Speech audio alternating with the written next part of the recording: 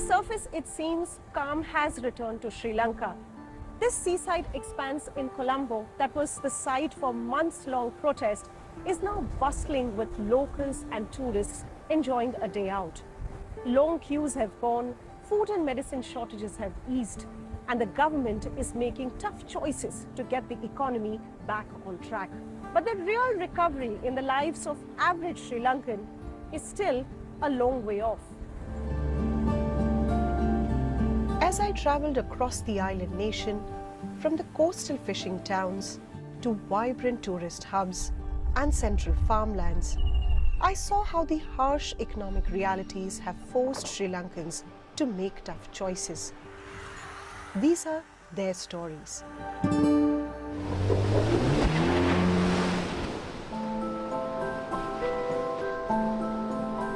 மீன் பிடிக்கிற வேலையே ஒரு லாட்ரி தான், அதிர்ஷ்டம் தான். அவனுக்கு லக்கண்டா ஒரு கிழமை மட்டும் கடலுக்கு பாம்புகிட்டேருந்து சாப்பிடலாம். அன்றைக்கு ஒரு நாள் உழைக்கிற காசு. ஒரு வாரத்திலேயே எங்களுக்கு ஒரு 2 நாள் 3 நாள் மீனோட வருவோம். அப்படி அதே இது இல்லாட்டி இல்லை தான், ஒரு வாரமும் அப்படியே மீன் இல்லாமல் தான் வர்றது. 23 வயசு எனக்கு. நான் கடத்தொழில் தான் செய்கிறேன். நான் 9 வருஷ காலமாக கடத்தொழில் செஞ்சு வர்றேன். You like going to the sea? Yes, I like this. எனக்கு கடல்னா சரியான விருப்பம். எனக்கு மட்டுமல்ல, எங்களோட கடத்தொழில் செய்கிற எல்லாருக்குமே விருப்பம். ஏன்டா கடல் ஒரு தெய்வமாக நாங்கள் நினச்சி கும்பிட்றோம். நாங்கள் இந்த 1 வருஷம் இல்லை, ஒரு 2 வருஷ காலமாகவே கடல் தொழில் கொஞ்சம் கஷ்டமான நிலையெல்லாம் போய் கொண்டு வருது. அதுலேயும் டெய்லி போக மாட்டோம். கடலுக்கு போகிற நாட்களும் இப்போ குறைவு. ஏண்டா எண்ணெய் ஏழ்ற விலை கூடினால், முக்கியமான காரணம் எண்ணெய் ஏழ்ற விலை கூடினதான் தான். First, the shortages and then a cut in the government subsidy has meant fuel is 3 times more expensive than last year, raising the risks for fishermen. There's no guarantee they can cover expenses on every fishing trip. இப்போதைய சூழ்நிலையில் கிடைக்குமான்ற ஒரு மனநிலை எங்கள் மைண்டில் தோணணும். கிடைக்குமா, இவ்வளோ செலவழித்து போகிறோமே, கிடைக்கும். ஒரு நாளைக்கு 20 கிலோமீட்டருக்கு உள்ளே போயிட்டு வந்தோம்டா ஒரு 20,000 வரைக்கும் போகும்.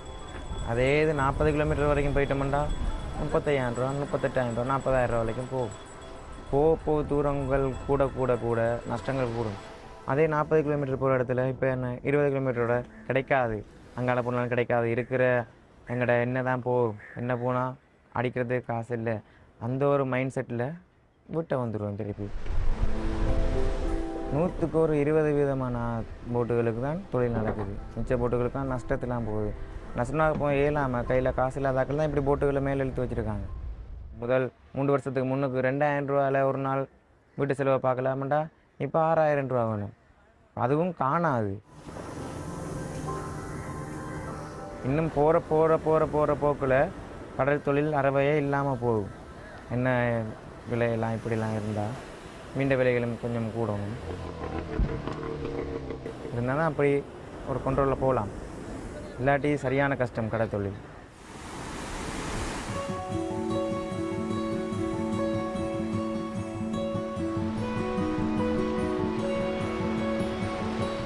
More than 250 kilometers south on the island's coast in Arugambe, the tide is turning for some.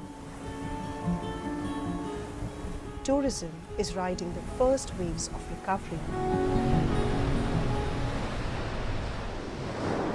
In this town on the eastern coast of Sri Lanka, the peak of the economic crisis coincided with their main tourist season, hitting local businesses hard. And this surfing destination is still picking up the pieces. I started surf school long time ago, so therefore I had some savings, so I put my whole savings to, I had a dream that I want to set up a cafe. So I spent it about 20,000 and I still haven't recovered. Go down and then let it back. I work as a surf instructor and I own a surf school and a surf shop and a small homestay. I born here and live here. This is my hometown. 2019, the Lolly Planet actually put the site, the picture as a cover picture, the Elephant Rock picture. So they say, I think in 2019, the best travel destiny was Sri Lanka. I remember that's been, highlights in social media. So therefore, a lot of the people were involved in the tourism, and the one who have a small house, so they invest their money, the money they make from the fishing and farming, to to involve in the tourism. Why? They knew that tourism is pumping up. So I put that all the money for that cafe 2019. But then I didn't expected that 2019 we're going to have a Easter bomb blast and 2 years of pandemic, and then again economic crisis. So the problem that if we have 1 year this big issue, then we wouldn't worried about it. We can recover, but we get 1 year after the other year, So then of course we all have to struggle, and we all have to survive at the end of the day. So all the people that I know so far, they have to find the new jobs. Cost always has to be higher. Sri Lanka is still haven't fully recovered yet. Of course, now we have petrol, country slowly up and running, which is, I'm very proud. And we see a little amount of tourists here. But still, I thinking due to the price change, we cannot afford to buy things, it's still, we're struggling a lot. Of course, we have to put price up for our surpluses and for the accommodation, but still we pay quite a lot of money for the electricity bill and, for other basic needs. For one thing, foreign tourists are back, giving a boost to Sri Lanka's tourist trade, which is one of its biggest foreign currency earners. This has made some of the bigger players more optimistic about navigating the patchy recovery. The recovery so far is quite magical for us. We Sri Lankans didn't expect the recovery to be this fast. 12 months ago, we were not sure whether this country will exist. I'm chairman of Jetwing Symphony PLC, and been involved in the tourism industry since 1987, so it's been a long time. The most difficult period in running a business, I believe, is over. We simply wasn't sure by mid of 2022 whether we will survive by now. The most important thing for us is to see that the return of the tourists, return of the airlines. Being an island, if we don't see airlines coming into the country, forget it. So the Emirates, the Qatars, the Singapore Airlines, Air India, all these big carriers are coming back, and they are increasing their frequencies to the country along with our national carrier Sri Lanka. Crowded beaches, busy hotels are promising signs. But the government measures aimed at stabilizing Sri Lanka's economy are also hindering growth for businesses. I can't see a lot of new development happening, construction happening till the cost of borrowing comes down. It went up to 32%. Now it's come down to about 22%, and we expect the cost of borrowing to come down further. Until that happens, I can't see any major borrowing happening from not only the leisure sector, but other sectors as well, because it's impossible to pay. That's why we are hoping that the interest rates will come to at least single digit towards the end of the year, early next year, and then we are comfortable again. If we in the private sector wait till politically everything is stable, I don't think it will ever happen. I can't see Sri Lanka being politically perfectly stable ever. So are we going to give in to that pressure and stop developing our country?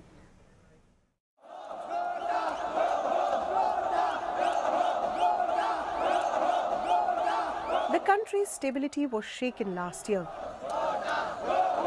When cash and fuel starved, Sri Lanka ran out of basics. The economic hardships brought back long-simmering anger towards the government and allegations of corruption. Enraged citizens took to the streets demanding accountability and a regime change. Aragalya, meaning struggle in Sinhala, became synonymous with the people's movement. Months later, protesters stormed the government power centres that expelled Sri Lanka's once popular and powerful Rajapaksa family.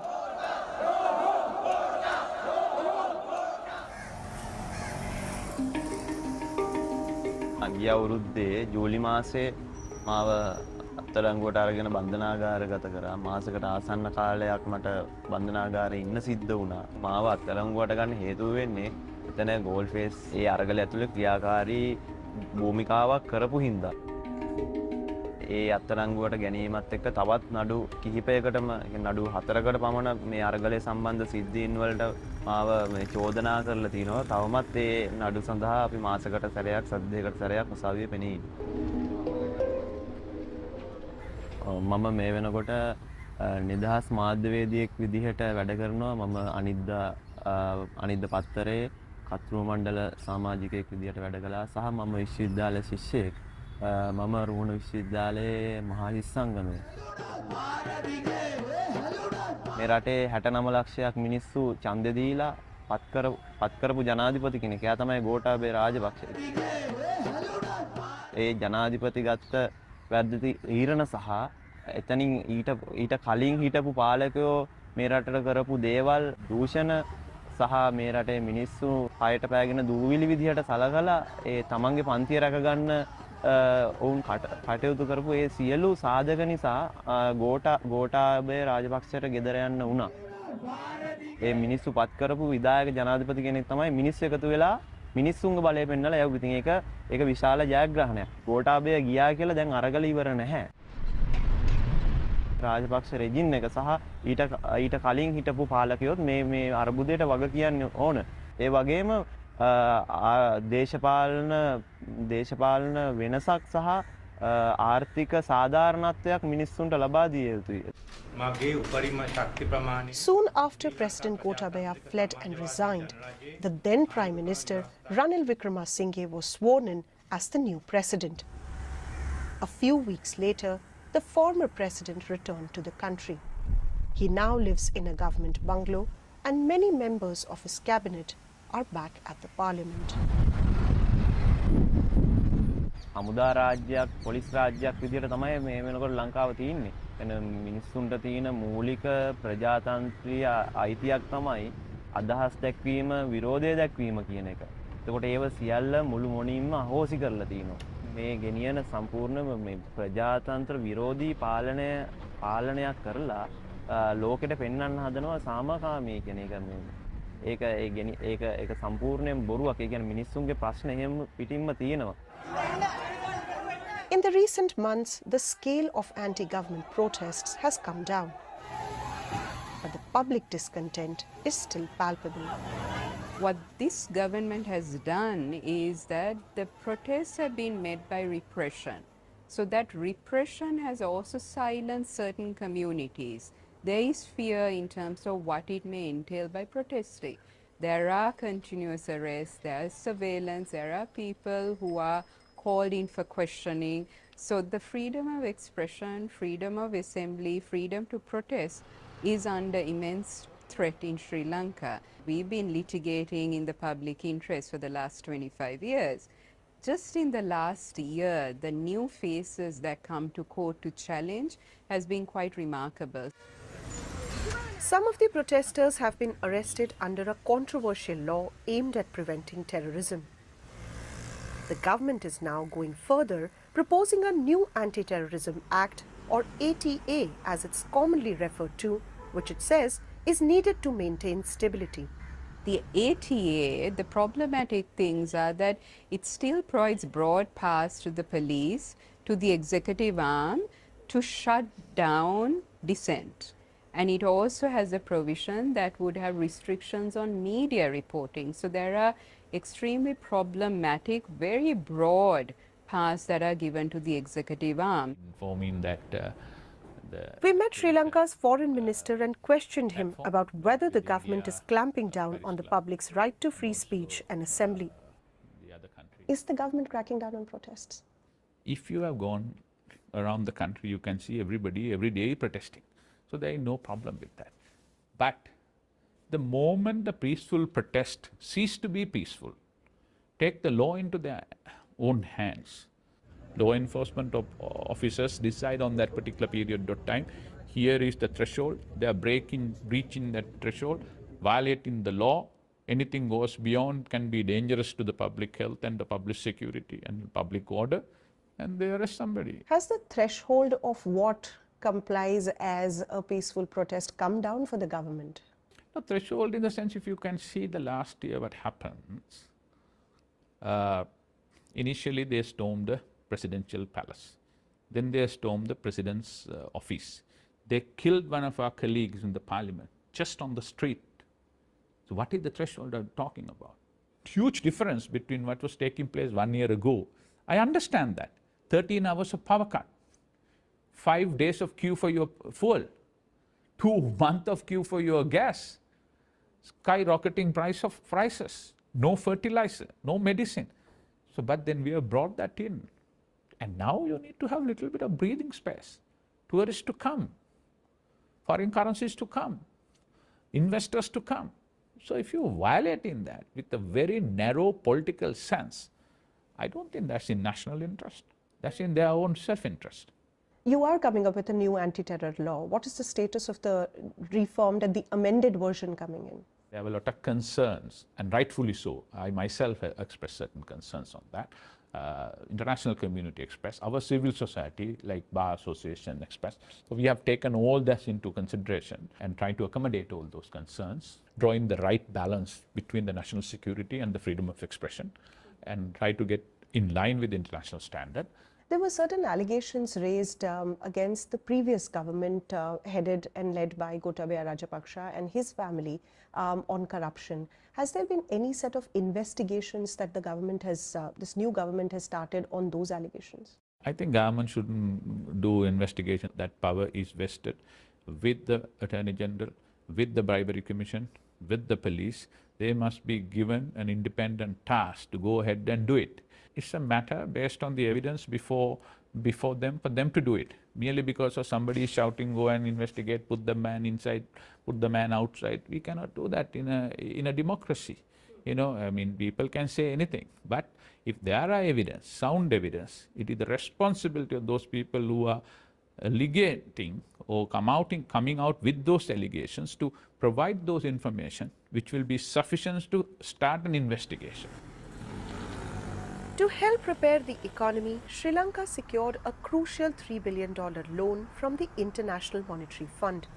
In exchange, the government promised to renegotiate loan terms with its creditors and reduce expenses. The government has cut its budget on health and education. Subsidies on fuel, power and cooking gas have been slashed, making them expensive, and taxes have been steeply raised.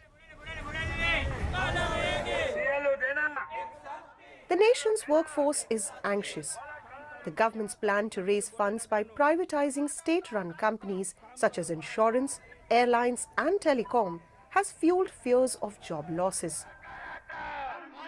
Trade unions are back on the streets protesting under close vigil this time.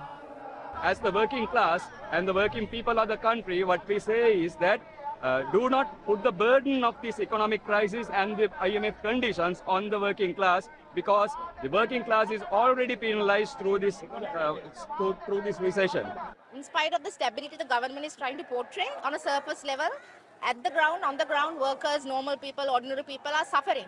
So we don't see any usefulness of the program that is being carried out by the Ranil Wickremesinghe government. In my opinion, the good governance systems. The government says a reversal in reforms is not possible. We believe as a government, we are emerging from a crisis. So we need a reasonable time frame to let the market stabilize. So all removal of subsidies on fuel and the electricity tariffs are being reflected on the increase of the welfare benefits which are being extended to the poor and the public. So yes, we have increased taxes, we have removed subsidies from people who do not require subsidies, but at the same time people who should receive subsidies are being looked after by the government.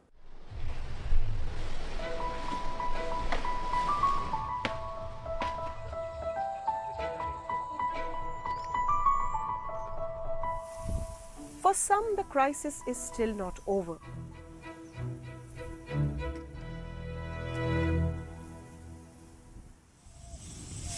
Nearly a third of Sri Lanka's workforce is employed in agriculture, holding a key to the nation's food security.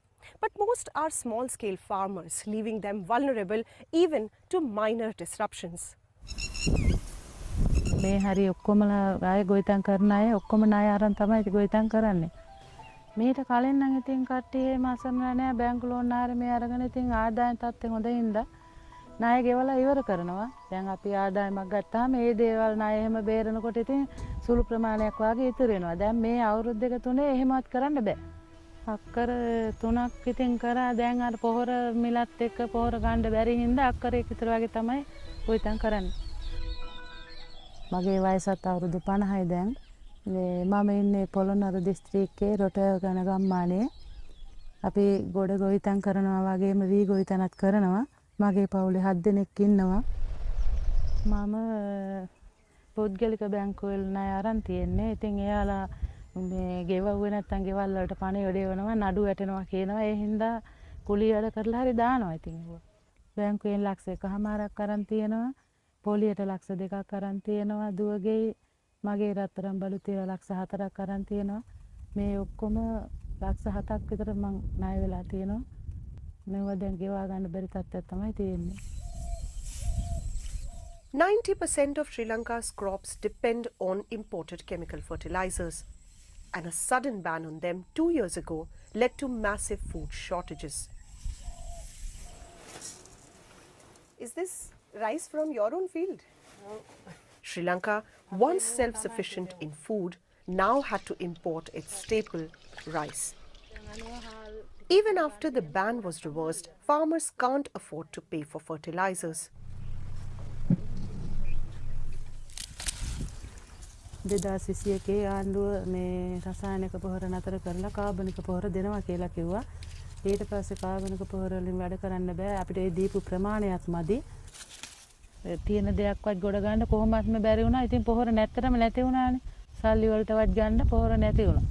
මේ ඒ වගේ අයින් කරන්න ඉතින් හොඳට හැදිලා ආදායම් මේ තත්ත්වේ ඉන්නකොට එහෙම දෙයක් වෙච්චා ඉතින් ගොඩක් දුක හිතුණා.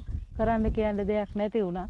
කලින් නම් පොහොර තිබ්බේ මේ රුපියල් 350ට 2021 පොහොර නැති වුණාට පස්සේ මේ 40000ට ගියා. දැන් නම් රුපියල් 10000 ගානට පොහොර මිටිය තියෙනවා ඉතින්. රජයෙන් ආවත් 10000 පන්නලානේ පොහොර තියෙන්නේ තාම. ඉතින් ගන්න ගොඩක් අපහසුයි. කොහොම හරි ඉතින් දුප්පත්කම තුමා ඉතින් ප්‍රශ්න විසඳ ගන්නවා. දැන් ඉතින් ගොඩාක් ආර්ථික ප්‍රශ්න හින්දා ගොඩක් අමාරුයි. ඉස්කෝලේ යවා ගන්න අමාරුයි. 3 වේලක් කෑව නම් දැන් 2 වේලක් වාගේ කාලා ඉන්න තමයි වෙලා තියෙන්නේ. ඒ විදිහට තමයි ජීවිතේ ගෙවන්නේ ඉතින් දැන් කොහොමද? In the last 3 years, poverty has doubled in Sri Lanka, which was once the fastest growing middle income economy.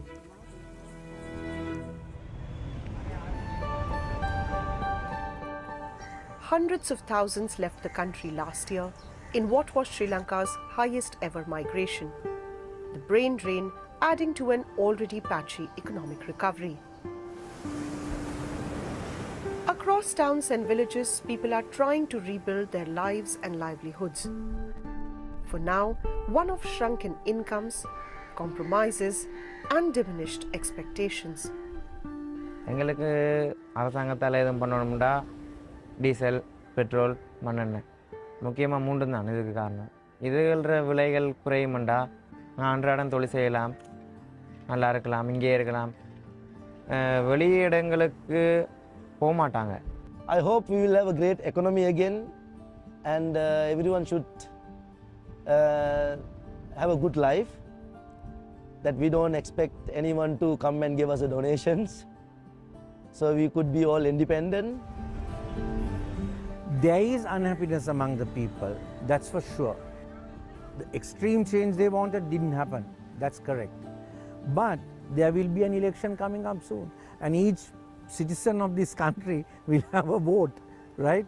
Then there is an opportunity for them to change. I mean, until then, we must focus on the economy, get the economy right.